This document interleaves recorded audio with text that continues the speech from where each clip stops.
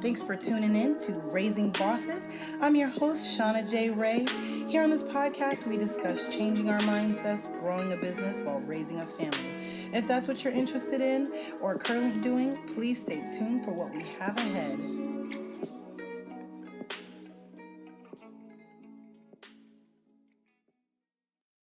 Okay, guys, thank you so much for tuning in to Raising Bosses. I am here with Godfrey Lewis of Avocado Vegan Cafe and Juice Bar. I wanted to just give him a little introduction. Now, this is like a really good interview because this is actually my dad, and I'm really happy to have him on and his busy schedule to accommodate me for an interview today. So I'm just going to ask him a few questions today because I really want to know more information about his amazing restaurant that he has. I tell all my friends about it, and I want everyone to know. And I'm going to learn something else today. So, Dad, because I don't want to call you Godfrey. That's weird. So tell me and my listeners a little bit about yourself. Well, as it pertains to entrepreneurship or to... Just in general, just a little short introduction. Okay, well, I don't know which part of me you want me to talk about, but as you know, I am Jamaican. I grew born and bred in Jamaica. I moved here when I was almost 18, and I have been here ever since. My background is I'm a software engineer by training, but I got out of that maybe 5 years ago to open my own vegan restaurant with zero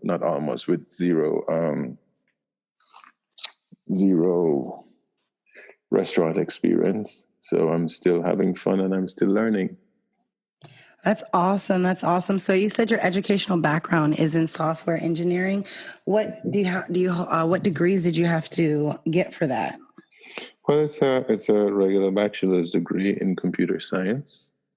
That was actually my second career because when I graduated my first time, I graduated with a journalism degree, and I worked for 10 years in the airline industry.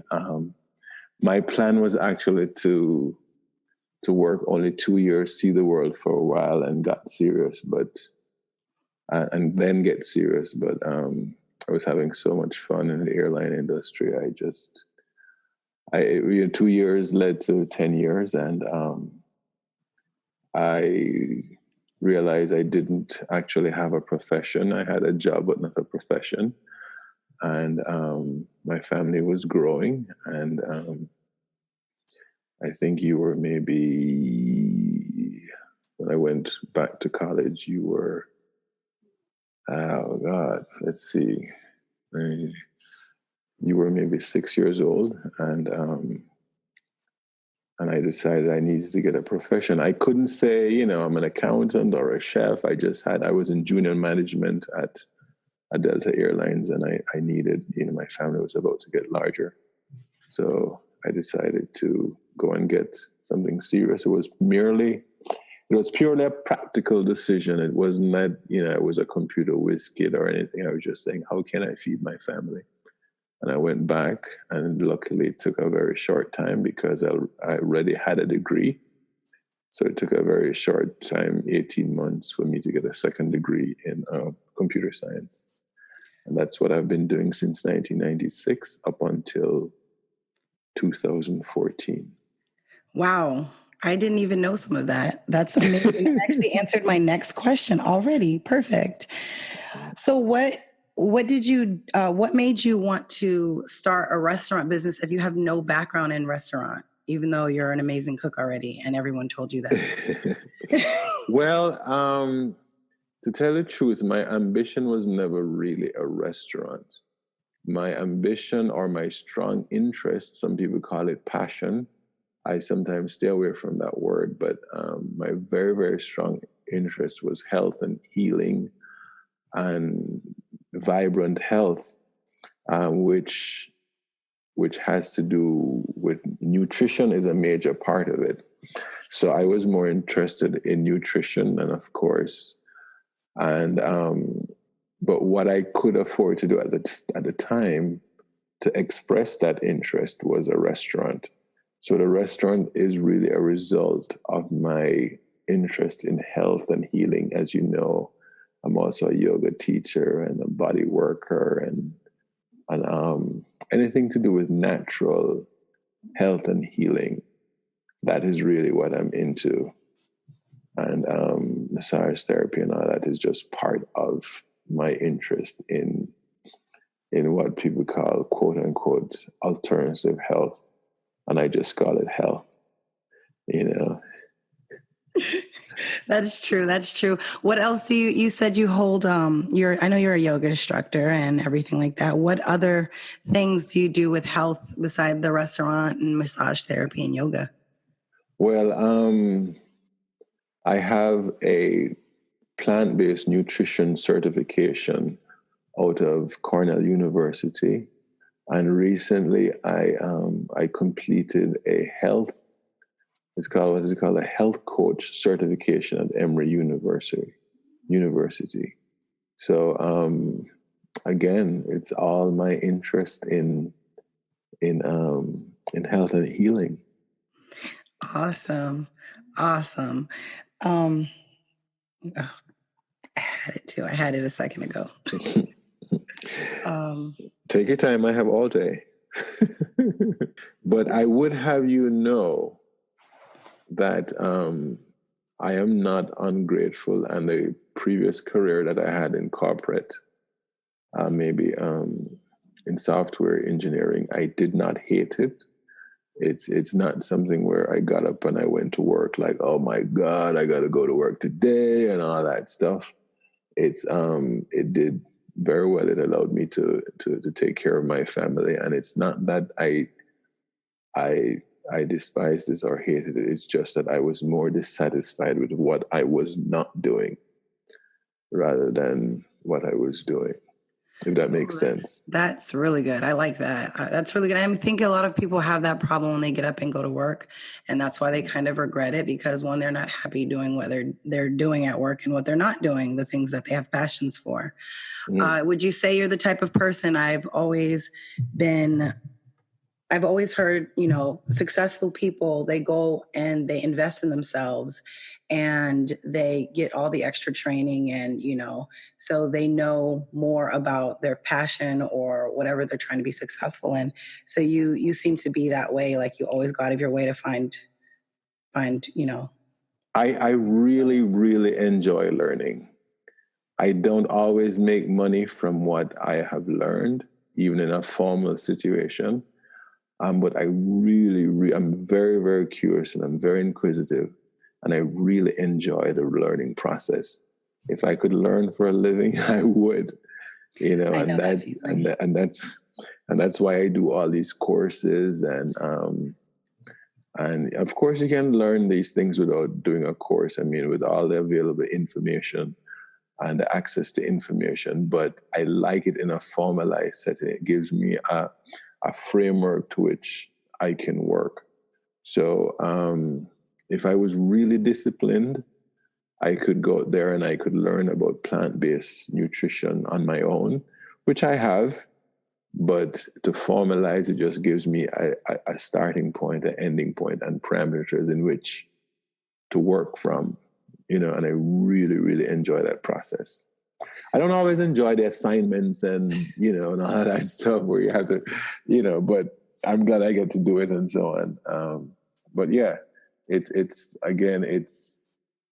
I would probably do those classes and those courses for free, even if there was nothing monetary following it, no monetary reward. I just really enjoy that. And that's my, and again, I hate to say the word passion because my passion or my interest is very broad. And I hear people talk about passion, and I could never see myself doing anything else. And, this is it. And I'll forsake everything else just to do my passion and all that. And I don't, that's not me. You know what I mean? My interest is broad, and I can say health and healing is up there. If not number one, it's up there, And but I have other things which I like, and other jobs I could do. Like one of my dream jobs would be to like write skits for like one of those prank shows on TV or something like that. I could totally see you doing that. You'd be That like would the be next fun. Dave Chappelle, King Phil. My Like, dad is the biggest goof I know. so that would be something I could do, but it wouldn't be instead of my interest in health and healing. You know what I mean? It's I could see myself writing skits for like Saturday Night Live, and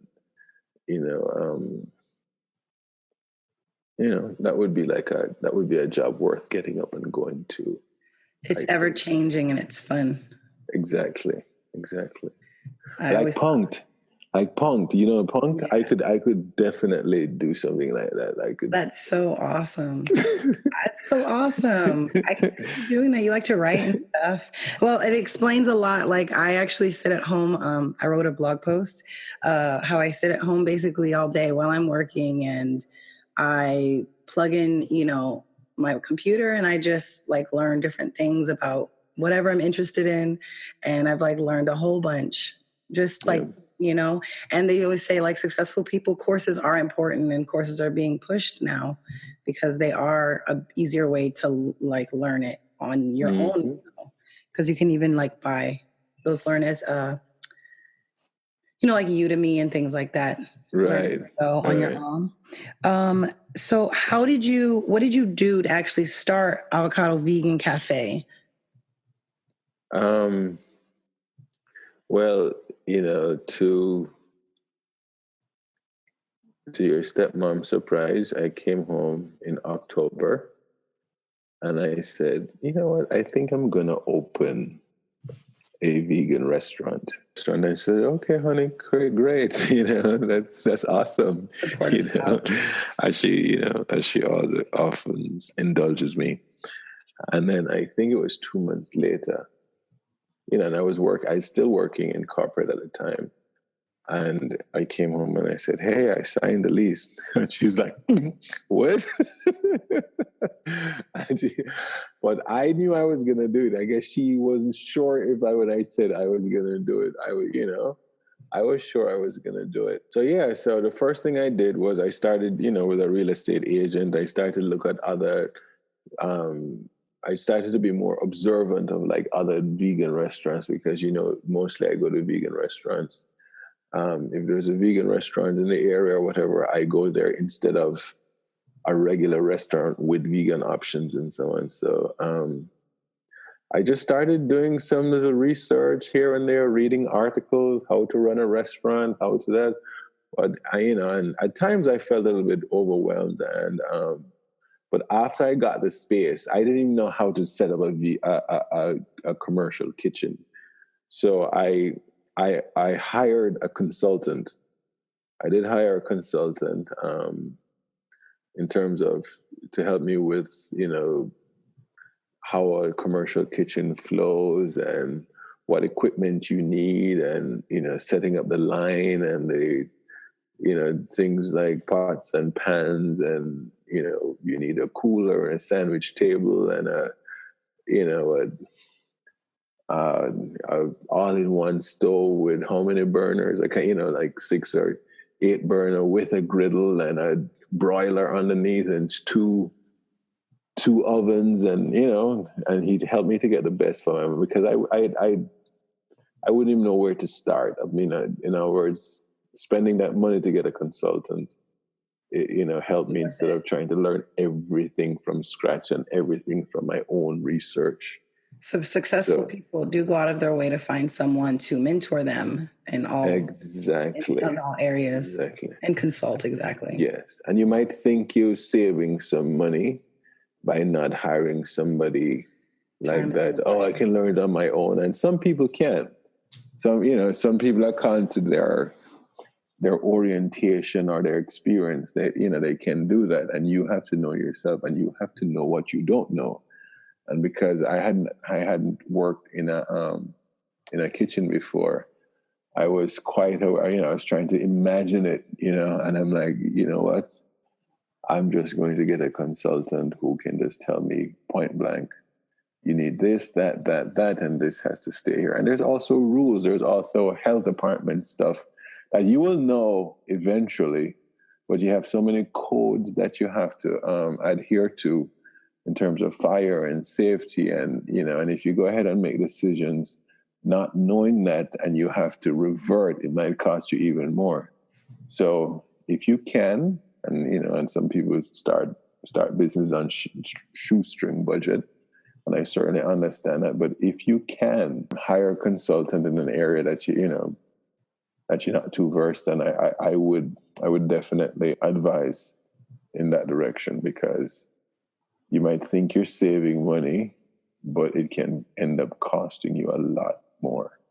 That's a good way to put that. I've heard that before. Something about like time is money. So if I spent 2 months learning about running putting the restaurant together, whereas I could take $100 and a consultant for a couple of hours, I've already saved myself time, money, all of the above. So, I mean, that's in any business. You have to, like you said, know yourself. I like the way you put that. You have to know yourself to figure out if, you can learn this in 10 minutes, or if it's best to get someone on this, come in for you. Exactly. So I know you're always busy and you have a big family. And you've had the restaurant for about 4 years? 5 years. 5 years. Okay, so that next month is going to be 5 years. We've gone over that. What is it? The 3-year hump for new businesses? Yeah, 3 years. I mean, restaurant is an animal of its own, because restaurant is different from any other business, and makes sense. I think the success rate of restaurants is 70% fail within 5 years. Within 5, okay. Within 5 years, there are different time markers and so on. But if restaurant was a stock, like a stock on the stock market, you probably would not buy it. If somebody had to give you to invest, and you said this is a prospectus and all of that, you would be crazy. You'd be crazy to invest in a restaurant, according to the statistics. I always say that if you decide to do a restaurant and you read the statistics and you still go ahead with it, you're either really, really optimistic or stupid.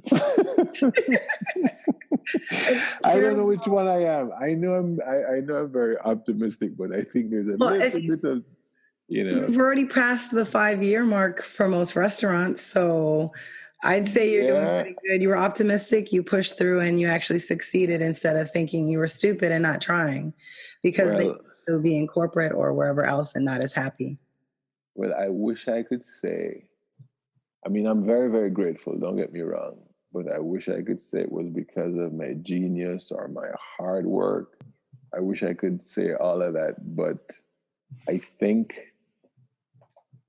there is an element of right time, right place, going to work, because, like starting stuff at the right time, right place, something that was needed, why I succeeded, because I don't know if you know, but at this stage of my life, I am not a nose to the grind kind of person. 18 hours a day because you want to work it hard. I really rely on, and I believe in the flow of the universe and moving along with it. And even if it didn't work, of course, I'd be disappointed, but I would try to extract the lesson in it, because you either succeed and learn, or you fail, or you learn. I mean, even in failure or so-called failure, there is a lesson to be learned. And it's only a failure if you didn't learn what you are supposed to learn. So if it didn't work, I would be very, very disappointed. But I would try to extract the lesson from it and what is to be learned from it. And I would actually end up looking forward to my next adventure, to my next move, to my next endeavor, because life is continuous. And what I'm doing now, Shauna, is not, of course I want to make money. And thank God it's taking care of me and the family and our mortgage and taking care of itself and everything. I mean, that's all good. But even though I want to make money, at this stage of my life, I did not want to make money at any cost. So as I'm married, I have my family life, I have my children. You guys, I wanted to have healthy relationships. I didn't want to be one of those 20 hours a day. You want it bad enough, you're gonna work. That's not where my mind is. My mind is more in tune with the law of attraction and stop trying to go against the grain and swimming upriver and everything. So I'm trying to flow, not to say you don't have goals, but to be so rigidly attached to your goals, even when the convergence of the universe is telling you that, hey, this is where you ought to be, and you're fighting against it and all of that. So all the forces of the universe, you can fight against it or you could go with it. And I don't think that I have to work 24 hours a day just to make a living. I wanted to be financially healthy, but I wanted to be emotionally healthy too. I wanted to be spiritually healthy and to be healthy with healthy relationships with my family and my wife, my children, all of you. So I was not going to, I'm not a nose to the grind kind of guy. Well, something or whatever they say, you have to want it bad enough. Oh.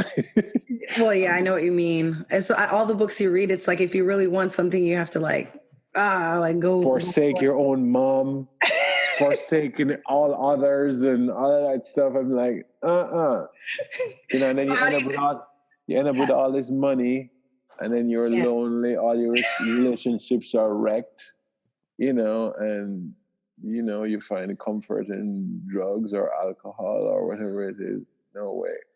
Oh. So I wanted to be healthy all around, healthy spiritually, mentally, emotionally, available to my family and so on. Even though sometimes you call me and I'm like, hey, I'm in the middle of lunch now.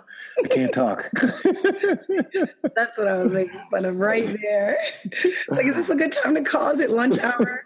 Is it like it's like Chipotle and Taco Bell at lunch hour? And what's it? Chick-fil-A at lunch? Exactly. 2 hours. Well, I would know about Chick-fil-A. Everybody knows about Chick-fil-A. They have a line. Not me, because even Imani, your sister, not too long ago, we were driving by. She's like, "Oh, I love Chick-fil-A. I love Chick-fil-A's fries. Could we stop and get some?" And I said, "Darling, I would not even go into the parking lot of a Chick-fil-A." She's like, "Come on." I'm like, "No, I'm not going over there." This is the same reason why I stopped eating I didn't stop eating Subway. But when you told me, they use the turkey cutlets, and I was like, cutlets? Oh, God. I didn't eat much meat back then anyway, but that was like my one thing. It was like a turkey sandwich, and you were like, cutlets or cold cuts. And I was like, never again. I stopped eating it like the next day. And it's out of processed meat, deli meat and all of that. I mean, meat, I think, is bad enough, but all those deli processed stuff, that's like, carcinogens. Agreed. Let me have a 12-inch cancer tumor, please. See, that's exactly. Wow. People don't understand why I'm so hardcore. They think I'm hardcore, and then it's like, so deli food, my dad says carcinogens. Great. Of course. I love it. Of course, that's exactly what you order when you're going. Let me have a 6-inch tumor with that's really lettuce and tomatoes and hold the jalapenos and all that stuff. But anyway, I digress. Do you have any words of wisdom for people looking to start their own restaurant or food truck or, I would say, okay, all right. I don't have any words of wisdom. I say just money is not good enough. If you're starting a business for just money, I don't think, money is real, don't get me wrong. But if it's only money, I don't think you're going to be fulfilled. Now, I am a realist, right? And, your mortgage is real and your kids' college is real. And I'm not above doing something for money. Don't get me wrong. It's not, so I'm not saying that you have to find your passion and only do your passion and so on. But you have to, if you're going to start a business, I would say start a business for money, of course, but some other reason. Because I think at your darkest hour, when you start to question your judgment and you start to wonder if you should do this, and when the money isn't rolling in, if there isn't something other than money, you're going to have a lot of sleepless nights and you're going to have a lot of doubt and your confidence is going to come into question. And you're going to need another reason to wake up the next morning and to do good, to do what you're doing. So again, realistically, nothing wrong with making money and nothing wrong with doing something for the money to pay your bills and feed your family. I'm not trying to be elitist or be esoteric and all that. Reality is reality. And I've cut grass for money before. We say you do what you got to do. I've done that before. I'm just saying, if you're starting a business and you can find a reason, money can be the primary reason, because we have to eat. But if you can find a reason other than just money, I think you will be better off. Agreed. I've heard a lot of people say that. What type of... I thought I was the first. Are you sure? Because I just thought of that myself. Just kidding. Go ahead. I'm only kidding. Do you have any... I know you mentioned you like to read the newsletters. Not newsletters, news articles. So what other types of inspirational media do you like to consume? Like books, podcasts? Books, podcasts. I have Audible. I try to use up my time, like driving. If I could pop in, I have a lot of podcasts. The podcast I listen to is predominantly around plant-based eating. Feel free to share the books and the podcasts. I like. Oh, what's one? I do like. What's it? Hold on, let me see. Plant Yourself podcast. It's called Plant Yourself. I like that one. I like No Meat Athletes. That's another good one. For business, there's also a Veggie Doctor Radio. I listen to that. There's a really good business one. I think his name is Jerry. But anyway, so I have Dr. Greger's How Not to Die, his book. I have that on audio tape, and I'm actually listening to it for the third time. That's important. I don't know if you know Dr. Greger, but he runs just out of love, no compensation financially. He runs nutritionfacts.org, and every single thing, every opinion he has or every conclusion is actually evidence-based. It's not guessing or conjecture. And he'll cite the study and the source.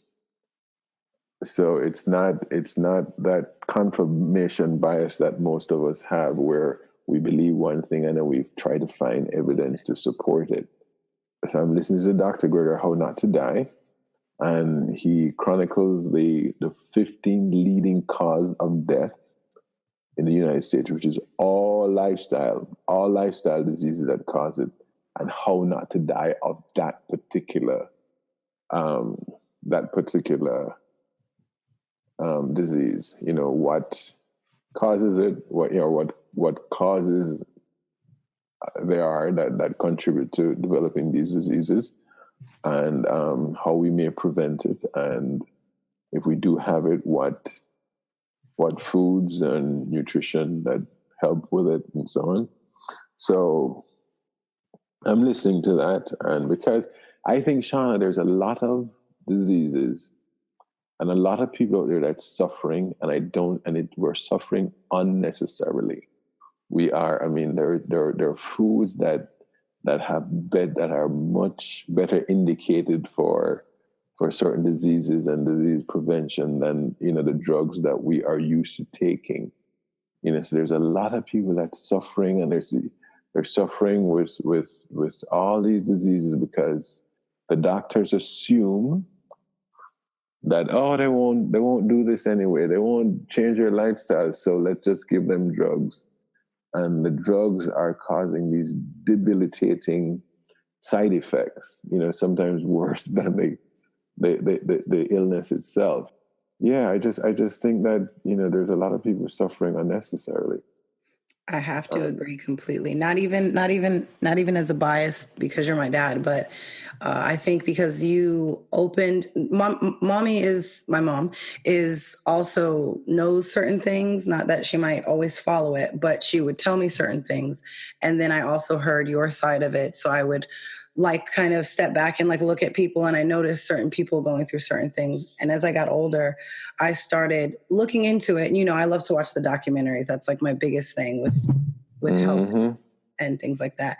I like to watch lots of documentaries, and I started really watching, and I started, you know, looking at myself and things like that. And I slowly, you know, went that way. And I've been lucky enough to find friends that, even when they're not on the exact same like hardcore as some people call vegan lifestyle or extreme, they do understand like natural things and diet and things like that. Even if they don't always follow it, they understand it. They don't look sideways at me. And, you know, a lot of my friends don't do a lot of medication and things like that because they know that one medication is going to lead you to 5 more medications. And then the doctor, we've gotten into a point where people think that, I'll just take a pill for it. And they don't even think about, well, can I stop this? Or my favorite one to people is, I basically don't have the willpower to stop doing X to save myself from B. And it's like really sad to see when you're like, okay, well, all you have to do is like not eat this type of whatever, and you won't have to take 3 pills. Right. It's true. I mean, and there's if you look at the entire paradigm, if you look at, I think that we are so, you know, the way that we look at illness, we are so caught up in treating symptoms and indicators, you know, like risk factors. That, you know, we get caught up in treat. Oh, let's lower your cholesterol. These are risk factors, but it's not the illness itself. You know what I mean? And they don't go. I mean, if you have a headache, right? The headache is like an indicator. It's like an indicator. Pain is necessary because pain is your indicator that something is wrong. Right? It might not be anything catastrophic that's wrong, but if you have a headache, your body is telling you. It could be something as simple as you're dehydrated. 2, you have a brain tumor, or something like that. You know, it could. Right? That could be the indication, right? Now, if you have a headache and your body is telling you something, you need to drink some water, or you have a brain tumor. Now, if you take a pill to get rid of the headache, right? It's like smashing the oil light indicator in your car You still need oil. Even if if an oil light indicator comes on, right? You still, even if you smash it and it doesn't come on anymore, it's still, and pain is necessary. Think about it.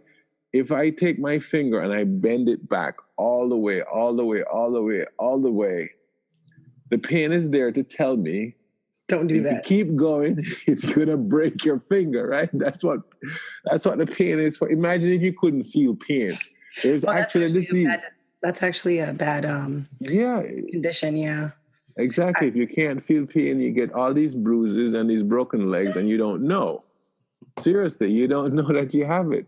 Whereas the same. So if you're just smashing your indicators, if you're just obliterating the things that are telling you that something is wrong, like a headache or a stomach ache or acid reflux or whatever it is, and you just take what's that thing for acid reflux? Prilosec or the pink thing for I forget. Prilosec, OTC, or Omeprazole.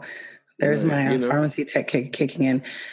But if you take those things, then you get rid of you get rid of acid reflux, but whatever it's causing, it's still there. I always love your analogies.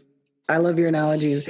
I think you should have a health food podcast. This is turning into that. I wouldn't mind having a YouTube, not interview, but just a one-on-one on YouTube of us talking about health, because I do talk about that on my channel sometimes. And sure, just anytime, babe. Things like that. Just FYI there, guys. Not to cut you off, but I do want to ask one more question. All right.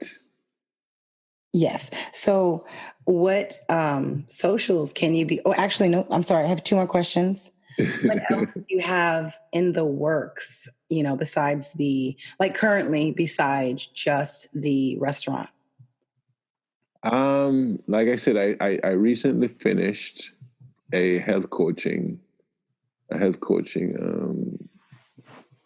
certification, and it is terrific. I mean, I think it will give me the framework in which to help people, because I told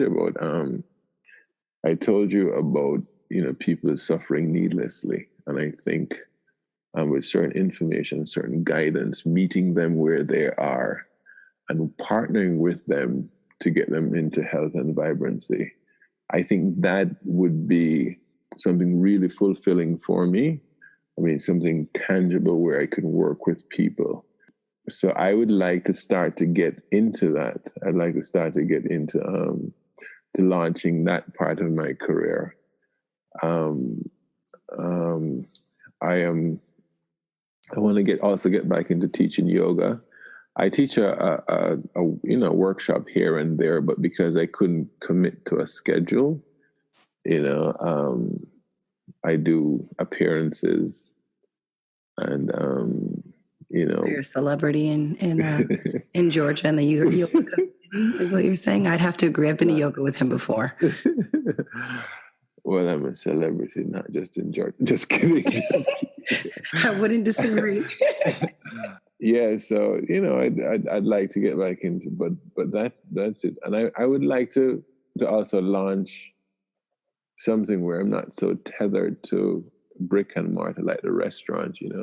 Something maybe internet based and so on. And I'd like to put out more. Probably do a podcast like you, a YouTube channel. I have a channel. I just haven't been doing anything much, but it's... What's your YouTube channel right now? Just, Well, right now it's just Godfrey Lewis, but and I also have one that's not really. It's called Plant-Based Revolutionary. Like your Facebook page? Yeah.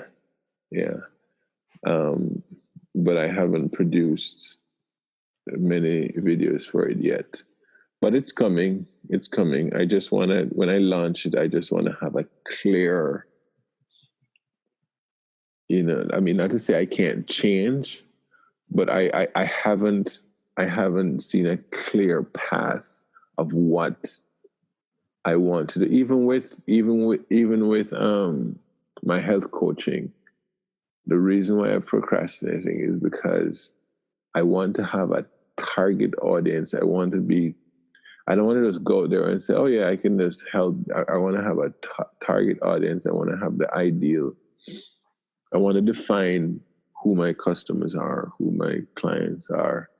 I do want to work with, chronic diseases, instead of just, everybody's my client, So as soon as and the same thing with like a YouTube channel or a podcast, I want to have a clearly defined pathway, not to say that I have to stick to it, or again, not flowing with the universe. But before I start, I want to know where I'm going. I can always change course, but I want to have a clear vision of where I'm going, rather than just throwing stuff up in the air and hoping they stick somewhere. Agreed. I that's why I did what I did with my YouTube. I tried that once with the YouTube, but the YouTube one, I was like, I'm going to make this everything. But everything else since then has been more focused. That is important, having a target audience. I think that wraps up all my questions. I do just want to know for my listeners, because it will be in the show notes, what are all your socials and where can they reach you? My socials, you mean I'm just at godfreylewis.com. Facebook, I'm just Godfrey Lewis. On my restaurant is avocadovegancafe.com.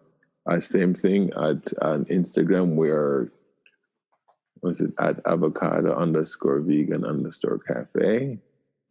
I have a page on Facebook that's called Plant-Based Revolutionary, where I try to offer resources and articles, and not necessarily written by me, but articles that I think are of interest.